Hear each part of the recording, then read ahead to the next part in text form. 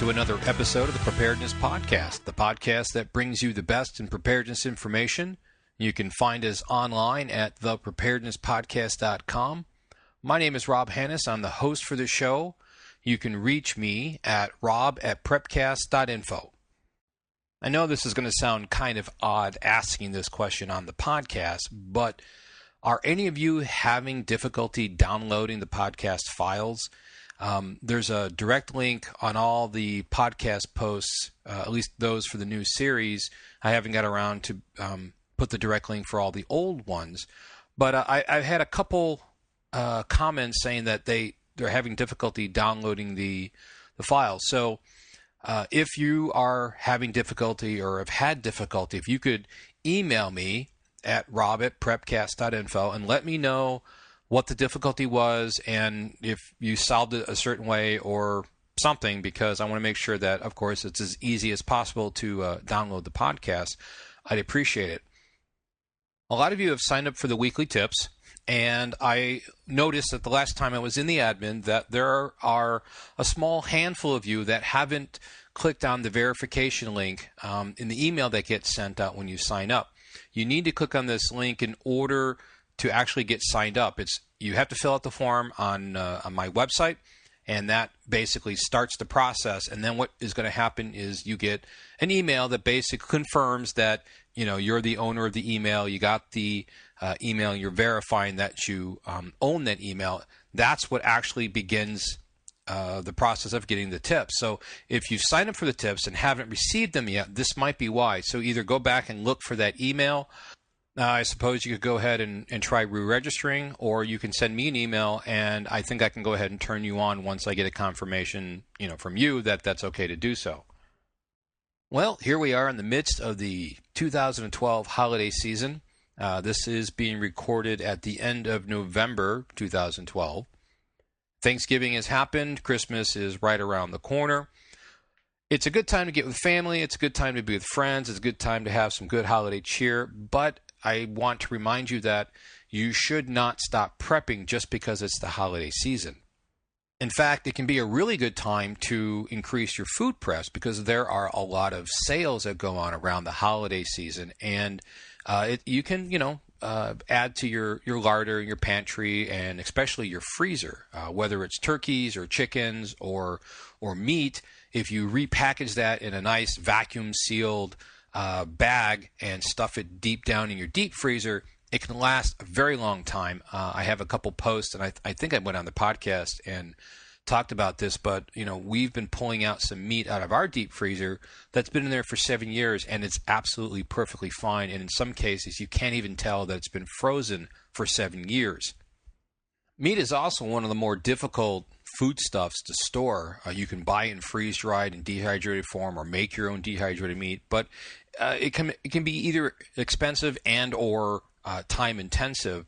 And freezing meat, I think, is one of the easiest ways to stock up on meat and have the ability to store it for a long period of time. So for me, a freezer is best used for meats and stuff like that, and probably even like cheeses and other items like that you can't readily get in a dried form, like rice and wheat and beans and salt and sugar. All that stuff can be stored on your shelf or in a closet or someplace fairly easily. Meat's rather difficult to do. So I like to store meat in my freezer, and this is a good time to stock up on it because of all the sales. That doesn't mean to say that it's the only sales out there. The typical cooking staples, salt, sugar, spices, yeast, a lot of those can be on sale as well. But you know what? You should also be looking to stock up on clothes and shoes. Any holiday sales are out there, and I don't mean like Christmas dresses, but I mean the typical standard clothes that you would want to use either every day or especially if you had to do manual labor like field work or stuff like that. So rugged jeans and clothes and boots and stuff, if you can find those on sale, it's a good time to stock up on those as well. Now, I've been trying to roll this into a holiday good time to buy because the sales sort of reminder, but the truth is that the year 2013 is is looking to be a very interesting year. We've got some things going on. Some of the stuff we've talked about, the Solar Max is supposed to happen starting next year. We've got the economy and all those pressures might be coming to a head next year. We're already starting to see inflation. So the truth is that right now, stocking up on things like sundries and toiletries, they're about as cheap as they're going to get. And you can still buy a year's worth for reasonably cheap. That, of course, goes for just about everything. Now, some things do get cheaper, but in general, you can look forward to prices increasing on a lot of the things that you use every day. Food, gas, clothing. And I want to remind you that, have fun during the holidays, but make sure you continue with your preparations. Also, the colder months are a good time to check your plan for baking things, making things from scratch. You don't have to worry about heating up the house during the summer. So, for example, if you store wheat and plan to make your own bread, this is a good time to do it. Actually pull out some wheat, grind it, make your own bread, and make sure that you know how to do that. Make sure you have those skills. Once you've, figured out how to do whatever this task is, like in this case, making bread, go to the next step and try to figure out how you can do that if you had no electricity, some form of alternate cooking or alternate baking or another way of accomplishing that task without having a power grid available to you. That too is a very important lesson, and because it's a little bit colder, it kind of puts a new twist on it. Things are a lot easier when it's sunny and warm out, but as soon as it starts getting colder and the days are shorter and stuff, then you have to deal with a whole new set of circumstances. So it's good to keep doing these things on a regular basis, and winter is no reason to stop simply because it gets colder. Speaking of winter, this main topic for the podcast is going to be about winterizing your vehicle. And we're going to dive right into that right after we talk about our sponsor for the podcast, seedsnow.com. As preppers, we need to be looking at growing our own food. Whether you've been growing a garden for a while now or are just starting out, seedsnow.com is a great place to go check out for seeds. If you're an experienced gardener, then you know what seeds you want, and seedsnow.com has got them. But if you're just starting out like me, you may not know where to start, what can grow in your area, or even how to approach it. Seedsnow.com can help you. They've got a ton of seeds. They've got several ways that you can go through and find the seeds that you want. Even if that means that you start small by picking one type of plant and growing it in a container or a small garden, or even if you decide to go and get some herbs and start growing those herbs, you need the experience. You need to start now. Seedsnow.com has heirloom non-GMO seeds. This is important because these are the seeds that don't have all that gunk modified in the genetic code of the plant. This means that you can take the seeds from this year's harvest and plant them again next year and grow a whole new crop, and you can keep doing it over and over again, unlike the seeds you get from the big box stores. So get your seeds now. Start learning how to grow a garden. Start learning how to provide food for your family through the soil that's underneath your feet. Food is going to be critical coming up, and there's no better way than to provide for your family than growing your own food. Seedsnow.com. And I also want to mention that you can use the discount code PREP10, PREP10. If you enter that in your checkout, you'll get an additional 10% off from seedsnow.com. All right, let's talk about winterizing the vehicle.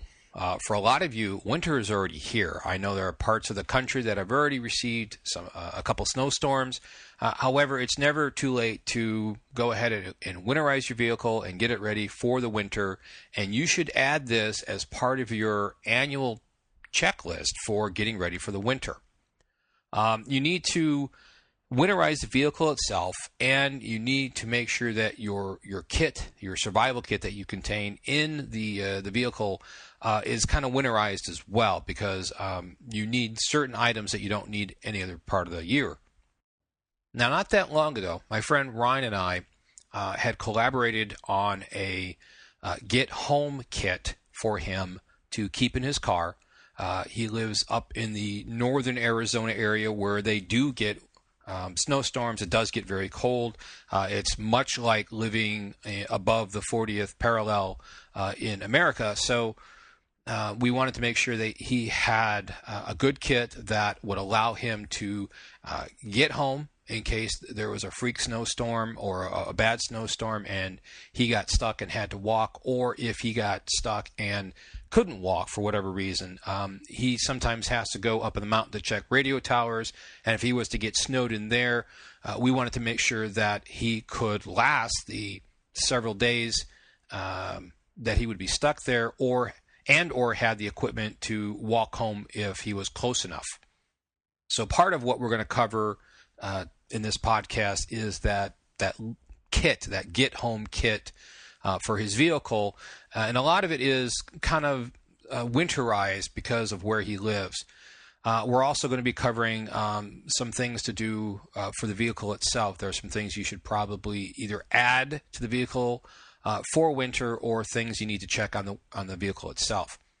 So the first thing I want to get to is this get home kit, and I'm going to call it, the car kit winter mode, just to have something to call it. You should have a pack. Now the pack can be either a backpack, which makes it very convenient, or some form of bags that you can stuff things into to carry with you in case you do need to walk out. One of the hard things about winter kits for vehicles is storing water. I've never really found a good solution for this because water freezes, and I haven't found anything to add to water that's safe to consume that would keep it from freezing. So, I did find one good solution. That was to move to the desert. But other than that, I think the best thing you can do is to allow for the expansion during freezing, so you're not ruining your containers. And you might even want to use cheaper containers so that if they do get ruined, you're not constantly having to spend more money on good containers for your water. Now, the trick will be able to warm up that water to melt that ice so you can drink the water that's in there. And of course, the problem with that is if you need water, it's frozen. And so you might need to be able to, if you really need water, you might need to carry a pack in and out with you that has, say, a half liter or a liter of water, so that it's in a warm building with you and you carry it around so that you have some access to water that you don't have to melt from ice. Now, you may want to also give some consideration to the water that you store in your vehicle all the time. If you're sort of the forgetful type that, and you know that you probably won't be able to address the water situation or cycle out the water before the cold weather hits, you might want to always keep your water bottles maybe 80% full to allow for expansion. Otherwise, make sure that you rotate out that water. Otherwise, those containers are going to pop when they freeze, and when they do melt, they're going to be melting all over the place. Clothing is something you should keep some of in your vehicle. For example, you should have a couple hats. One hat would be a ball cap for the summer. The bill keeps the sun out of your eyes and keeps the sun off your head. Include in there a couple of bandanas. Sometimes you can find the really large ones, which I like a lot, but otherwise even just the regular bandana size is very convenient for a whole plethora of uses. One use that you can use with the hat, the ball cap, is you put the bandana on your head so that it drapes over your ears and your neck, and then you put the ball cap on, and what this does is it protects your head and your ears and your neck from the sun, which if you've ever had sunburn in those areas, you know that this can be very important. You would want to have a fleece or a wool cap for winter because the ball cap is far less efficient when it gets cold. Sunglasses are important. If you don't wear sunglasses normally, if you've ever been out in the snow, you may or may not know that you can get snow blinded because the sun bounces off the snow and comes up at you from below. So your ball cap keeps the sun off coming down onto you, but you can actually sunburn from the reflection of the sun, both on water and on snow. Along with that, or along those lines, is you should have some sunscreen. Now, of course, sunscreen we all know is very useful during the summer, but let's say you had a walk home and it's 50 degrees or 40 degrees and you're walking, it's fairly nice out, it's sunny, you take your jacket off because you're actually kind of warm from generating all that heat from walking, and your arms are bare, your face is bare and it's exposed to the sun and the sun coming off the snow, you're going to get sunburned. And so even though it seems sort of odd that you would need sunscreen during the winter, you may very well need it. Of course, you need to have boots, preferably snow boots or very warm waterproof boots. These could be the boots that you leave in the vehicle all year round. Especially important if you have a job where you wear dress shoes, especially if you're female and have high heels. But even if you have, leather loafers or something, if you have to walk a long way, you need comfortable shoes. And in the winter, you're going to need something that's waterproof so you can walk through the snow and even little melted snow puddles. Along with that, you need some socks that will keep your feet warm. I like wool or perhaps a wool blend, wool synthetic blend. Anything but cotton. When your feet sweat, or actually when you sweat and the cotton gets damp, it's going to make you colder. And you should probably have at least 2 pairs so that if you are walking, you can change your socks and let those dry out. And so your feet are more comfortable. You're less likely to get blisters that way. And just like you need to protect your feet, you need to protect your gloves. I would include a pair of work gloves and a pair of cold weather gloves. Even down here in the desert, I typically carry a jacket in my vehicle all the time. It's not so important during the summer, but on either side of the summer, in the spring and the fall, and of course the winter, it does get cold enough to need a jacket, especially at night. Now, typically, it's my wife and kids that end up wearing my jacket, but nonetheless, I do carry one. In fact, I usually carry 2. I usually carry a sweat jacket that's got a hood, and I carry a fleece jacket because it's a little bit warmer. In the winter, if I was going to be traveling through any place that had cold weather, I would add a heavier coat for the winter season.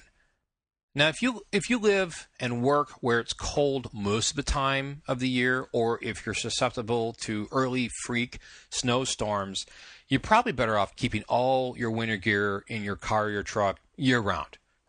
It's probably just the best way to do it. You still need to inspect it and stuff, but if you're in a summer area like I am and need it only occasionally, you need to either get into the habit of making sure that you add your winter gear or put it on a calendar reminder. I mean, we've got, smartphones and computers and stuff, and there's even an online service called Reminder Guru at reminderguru.com that is free, and you can schedule email, text, and even phone call reminders and have them run every year. So there's plenty of ways to remind yourself to do these sort of checks. You should include a set of maps for the area that you're normally in, between work and home, so that you can find alternate routes to take. Include a compass with that so that you can stay on course. And let's say, for example, your path to work is an L shape. You take this road to the east, and then you take this road to the north. Well, if you needed to walk home, it'd be faster to cut that, make a triangle and walk the hypotenuse, so that's shorter than taking those 2 legs. Of course, I wouldn't do that, if it was more strenuous or more dangerous. Walking the road would certainly be easier. But in many cases, if you're out there stuck in the snow by yourself and you need to walk out, you need to know where you are and where you need to go, and the compass and the map can help you get there. Of course, by all means, if you have a GPS, you can include a GPS. The only problem with that is it relies on batteries, and in the cold, batteries tend to die. So at least if you're going to have a GPS, make sure you have a backup of a map and a compass. Now, food, you need to be able to eat on the move with no cooking. You don't want to have to stop and take the time to build a fire and boil water or whatever. So things like Cliff Bars and Mainstay or Daytrix bars, survival tabs, small hard candy, anything that can give you energy to keep going. You don't have to worry about it freezing. Is in small packages, so you can open up 1 or 2 of them if you need them without having to destroy the entire packaging. That sort of stuff is what I would pack in a winter bag. And I would look for whatever has the highest density of calories, or the highest calories in the smallest package, so that I can pack more of it. Because even if you're just having to walk in the winter, you're going to be burning a lot of calories. You're burning calories because you're walking, but you're also burning calories just simply because it's cold. Your body has to stay warm. So I would forego anything that needs cooking, or anything that even an MRE can freeze and thus make it very difficult to eat. Whereas, granola bars, Cliff bars, survival tabs, stuff like that, even if it's frozen, is still relatively easy to eat because it doesn't take a whole lot to warm it up, or you can just go ahead and start eating it. We talked about storing water, but in addition to that, you still need to have some way to purify water to drink. Now, I don't think I would worry about it if I was melting snow, but if I came across a little stream or a pond or whatever, I would want to purify that water. You can use a filter, but the problem with using filters in winter is that if the water that's in the remains in the filter element, if that freezes, a lot of times that ruins the filter element. You can't use it anymore. Probably just easier to use something like the PA Plus, the portable aqua tablets, the iodine tablets, or get some chlorine tablets if you're sensitive to iodine. Again, this is just to get home. This isn't a long-term bug-out bag. This is to get home, or to survive for a few days if you're stuck in the winter with your vehicle. I would also have a metal cup so that you could make a fire and melt some snow if you had to.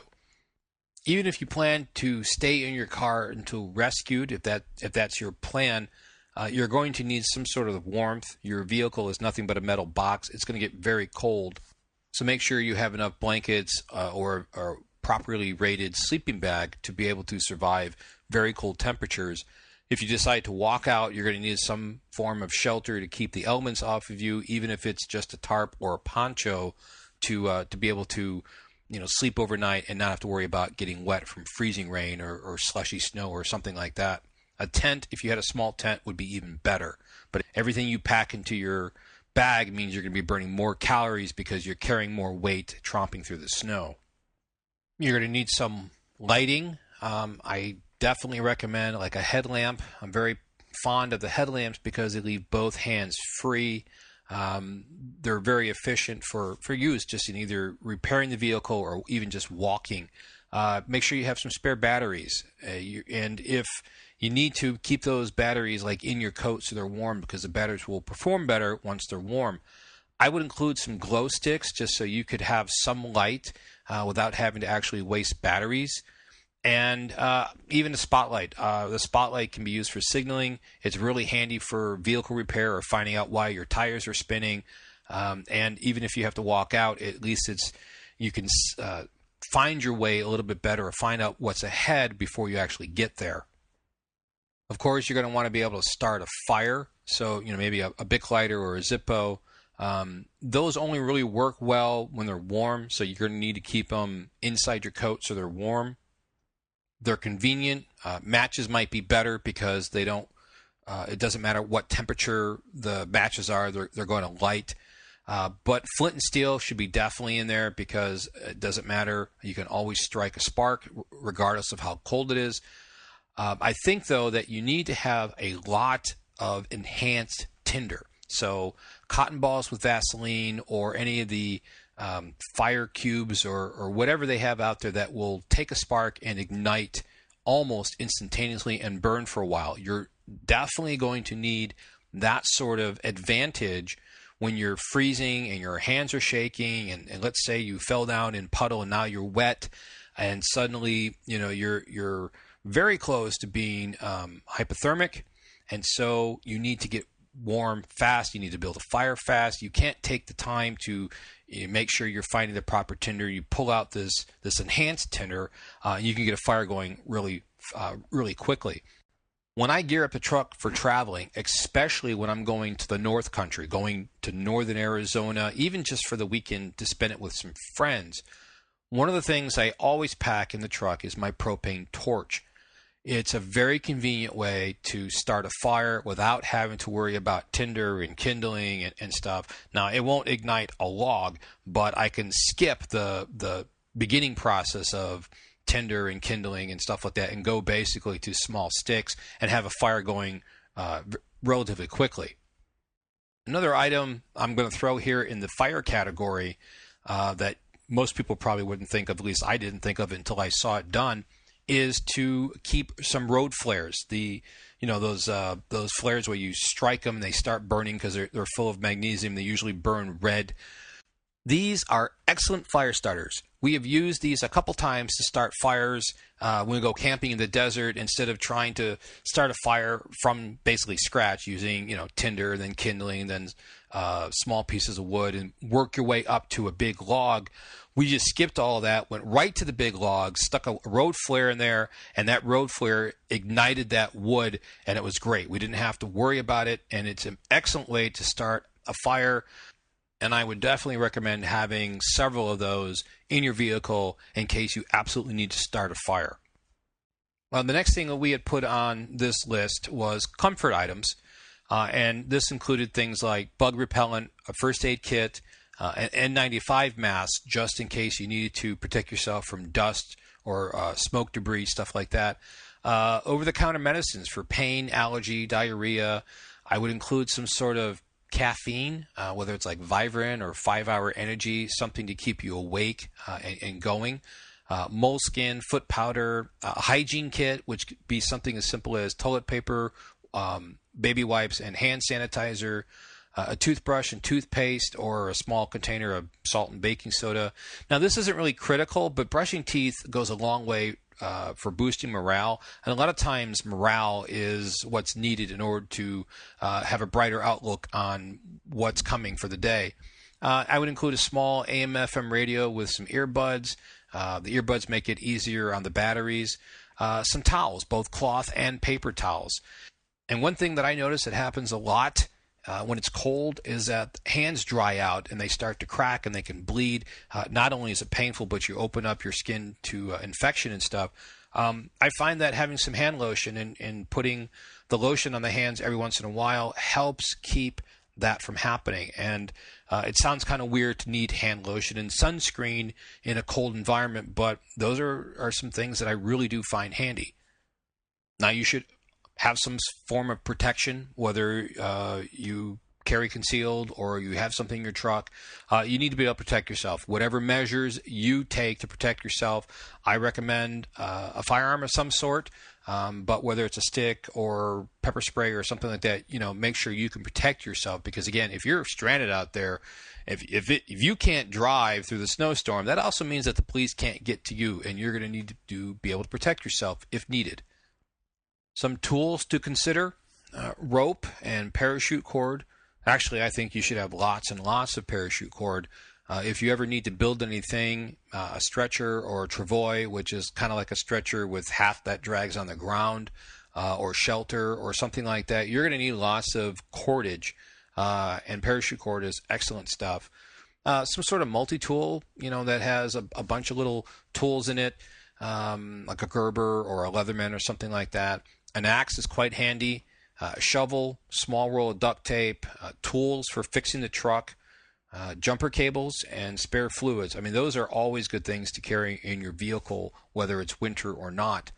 I would also try to have, some form of money in small bills and probably quarters. If you come across a convenience store and need to buy some food or water or whatever it is, you're going to want to be able to buy that. And if the phone lines are down, or if the credit card machines are down, or whatever, you should still be able to buy stuff with cash. One of the things that my friend Ryan had put on the list is a prepaid phone card. I haven't used one of these in a long time, and that's because the last time I had one and I went to go use it, it was worthless. I don't remember if the company went out of business or if it expired or whatever it was, but basically what happened is it failed me when I needed it, and with the advent of cell phones being so prolific, I've had one with me ever since. I really have never needed a phone card. Also, there aren't really a whole lot of payphones around anymore that you could use these things with. So I just kind of question their value. But if you do go to buy one, you need to be careful. I'm going to include a link to a Consumer Reports article about these prepaid phone cards and how to shop wisely when you're buying them. I think they could be of some use, but I wouldn't invest a whole lot of money in them. So that basically is a car kit in winter mode, and this would what I consider a generalized car kit. Most of the stuff you should have in your car already, or if not, it would comprise, a general car kit. A lot of the things we talked about would be specifically if you got stuck in a winter storm or had to walk out in a winter storm or something like that. Now, I still very clearly remember Chicago winters when I was living there, and this general car kit is great, but there's some specialized winter gear that I would want to have with me if I was going to be in an area that got severe winter storms. And I want to cover those next. The first is snow tires or chains. Not every state allows chains, and not every state allows studded snow tires. However, if you're in an area or a state that does, I would definitely consider them. They can add a lot of traction to your vehicle. If you can't or don't want the extra expense, at least consider some M&S rated radial tires. Those are mud and snow tires. They perform better than your typical street radials. A couple of items that I would not want to be without in a Chicago winter was the ice scraper and the snow brush. These are your basic tools to clear your car off before you can drive.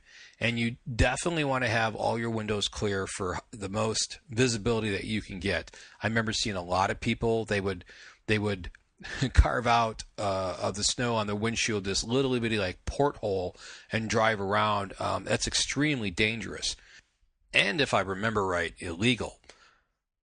If your vehicle does get stuck or is slipping and sliding on the snow and your wheels are just spinning because they can't grab traction, then either some ice melt or salt or kitty litter or sand or even carpet remnants underneath the tire can really make the difference between whether you're stuck or whether you can get out. And of course, a snow shovel. If you're in more of a rural or semi-rural area, you might want to consider either a winch or a come-along to help you get out of a ditch or something if you're stuck there because you slipped off the road. And likewise, you may want to include a tow rope or a tow strap, either to pull someone else out, or a truck comes along or a Jeep comes along, or even the snow plow. They don't have a strap, at least you have one. They can help you get out of the ditch or that snowbank. The last thing I want to cover is the vehicle winter check. Actually, one of the things I want to mention isn't really part of a winter check or gear list or anything, but you should let the vehicle warm up before driving. You shouldn't just get in there, crank it over, and start driving. It's really hard on the engine, but if you let it warm up, it's going to run better. You're going to have heat. You're going to be able to defrost the windows a lot easier. Yes, it takes more time before you can get going out in the morning, so being late for work isn't really the best way to do it. But if you can let that vehicle warm up, it's gonna just run that much better. So before winter gets here, some of the things you want to check on your vehicle. If you have a four-wheel drive vehicle, do an operational check on it. Make sure that the hubs are engaging. If you have auto hubs from inside, a little selector switch inside, you want to make sure that it's going to four-wheel drive. You don't want to find out that you're not going to four-wheel drive when you're starting to slip and slide on the ice. Do an oil change and use thinner oil. The thinner oil will allow the engine to turn over, especially when it's cold. It takes a little bit less. There's a little bit less resistance, and that's what the battery has to overcome. It'll make the engine run a little bit better. Of course, you need to check your vehicle's owner's manual, or maybe with a qualified mechanic to find out what oil you can run in there. Make sure the radiator has an appropriate amount of antifreeze in it. If you forgot that you were low on coolant and you added just water in the summer, which typically is okay, but in the winter, if that coolant freezes, it can be an issue with the engine. Now, there are freeze plugs on the block that are supposed to pop out if the coolant freezes, but I know people who have ruined their engines because the coolant froze because it was too much water, and the freeze plugs didn't pop out like they were supposed to, and they had a lot of engine damage that had to be repaired, which of course could have been all avoided if they just would have made sure they had the proper amount of antifreeze in the coolant. Make sure that your tires are properly inflated. Tires are designed to work their best at their designated air pressure. Now, this is a good tip throughout the year, but when it comes to traction, either in the rain or the ice or the snow, the proper inflation of the tire is critical to make sure it performs as good as it can. You want to inspect the belts and the hoses. Again, something that's good periodically through the year, but especially in the winter. Here in the desert, we like to do this when the summer's coming because the summer is the most brutal on our vehicles here, whereas the winter is typically the most brutal on vehicles in other parts of the country. But again, at least once a year, you should do this. Have good wipers and washer fluid that's rated for freezing temperatures. During the summer, you can just put straight water in there. It doesn't work as well, but it will help, clean off your windshield and stuff. But in the winter, again, water freezes. You want to make sure you have washer fluid that's rated for freezing temperatures. You should check your heater and your defroster to make sure that they're working properly. And while you're doing this, check for leaks from the heater coil. I can't tell you how many times I got stranded because my battery wouldn't crank over my engine during the coldest part of the winter. So check the battery to make sure that it's in good enough condition so that you don't have to worry about it dying in the winter. Of course, there is no absolute way to make sure your battery is going to survive, but you can do a couple checks. One way is with a hydrometer. And that is testing for specific gravity. You need to have basically an open or non-sealed battery, and typically the instructions are right on the hydrometer itself. An easier way is to check the voltage. Let the car sit off for at least an hour, and then check the voltage across the battery terminals. Anything that's 12.6 or higher is good. Between 12.4 and 12.6 volts, it's marginal. Not to say that the battery's bad, but you're really starting to lose some power. Not too bad in the summer, but again, in the winter, by the time the battery gets down to about 12.4, you're really starting to lose some power. And so in the winter, that can mean the difference between starting and not starting. If it's less than 12.4, it's probably going to give you some problems in the cold weather as far as whether or not you can start that engine. Now, if you get a voltage that's around 12.2 or lower, you're going to want to replace that battery because if your battery is only holding a voltage of 12.2, you probably have a dead cell or two, or the cells are starting to go, and it's about half of the original power that used to be there, and that's probably not going to be enough to start in a very cold environment. The next thing you want to do is you want to start the engine and you want to check the voltage again. You should see a voltage between 13.8 and 14.4. That's the voltage that your car or your vehicle system should be charging that battery at. If you see anything that's lower than 13.8 volts, then your system isn't charging properly, and that could lead to an improperly charged battery, which means you won't have enough power, or you may not have enough power to start that engine. Even in the summer, if your battery isn't being properly recharged when you start the engine, eventually you're going to not have enough battery power to crank over that engine. If you get a voltage higher than 14.4 volts, then your battery's being overcharged and it's wearing out that battery a lot faster because they're not designed to be charged at voltages higher than that. So you're going to want to have your charging system checked out. For either case, if it's being undercharged or overcharged, you're going to want to have it checked out. The last two items I had here underneath the winter check really, I just realized aren't checks. They're actually should be under specialized winter gear. So I'll correct it in the show notes, but for this podcast, you'll just have to make the mental change. But one of them is a lock deicer. So if your locks get frozen, let's say either we have like a freezing rainstorm, or rain gets in your lock, or water gets in your lock, and then it freezes and you can't get your key in there. I've actually had this happen to me several times. It's really annoying. have some lock deicer. And if you store it in the glove box or someplace inside the vehicle, it's not going to really do you a whole lot of good. So you should have some in your garage or your home. But also, see about if you can find a place to store it outside of your vehicle, maybe taped or some sort of magnetic holder underneath the bumper or someplace you can get to it. So if you're out in the middle of a parking lot or someplace and your locks freeze, at least you can get to the de-icer. And the last item I had on the list is Rain-X. If you're not familiar with Rain-X, I really like this stuff.